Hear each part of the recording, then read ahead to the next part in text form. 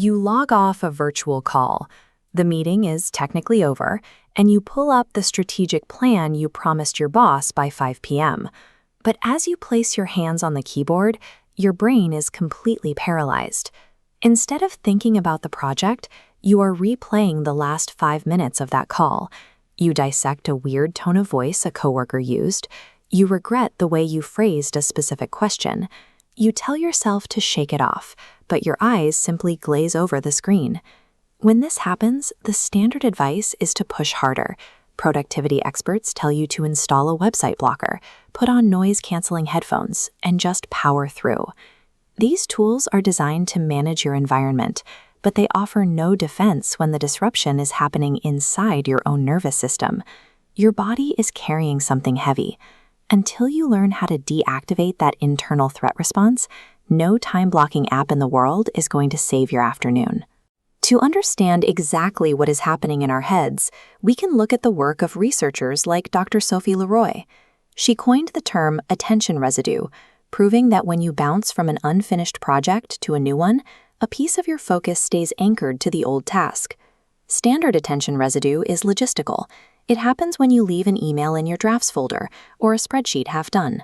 There is a second, far more insidious layer that drains our focus called emotional residue. This is generated by the meeting where you're talked over and swallowed your frustration, or the feedback session where the vibe was entirely unsettling. Emotional events leave a massive crater in your mind. They drain your energy at an astonishing rate, and they do not respond to checklists or a perfectly color-coded calendar.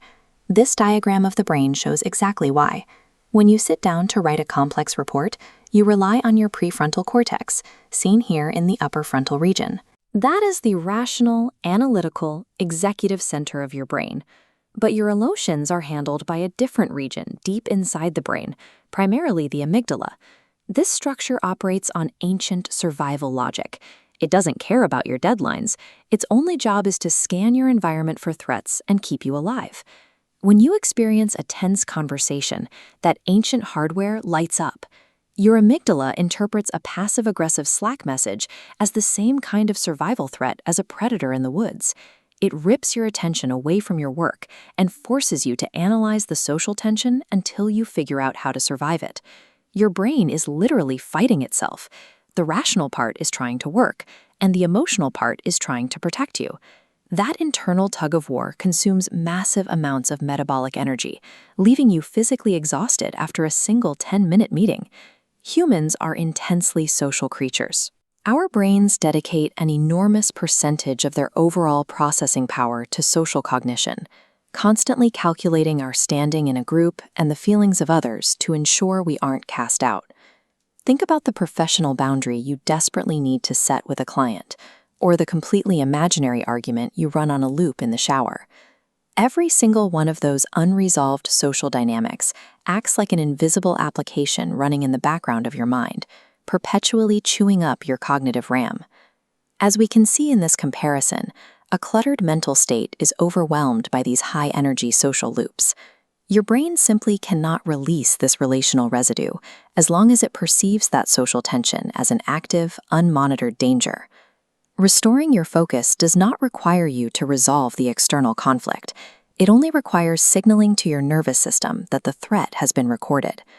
To clear this mental cache, you have to create a deliberate transition. Similar to how physicians use clinical reference manuals to methodically treat ailments, you can use a 3-step system called the Emotional Airlock Protocol to transition your mind from threat detection back to executive function. Step 1 is to capture the threat. The moment you realize your mind is spinning over a weird interaction, stop trying to work. Grab a physical piece of paper and write down exactly what is bothering you in one sentence. Naming the stressor puts a structural boundary around the emotion, effectively containing it.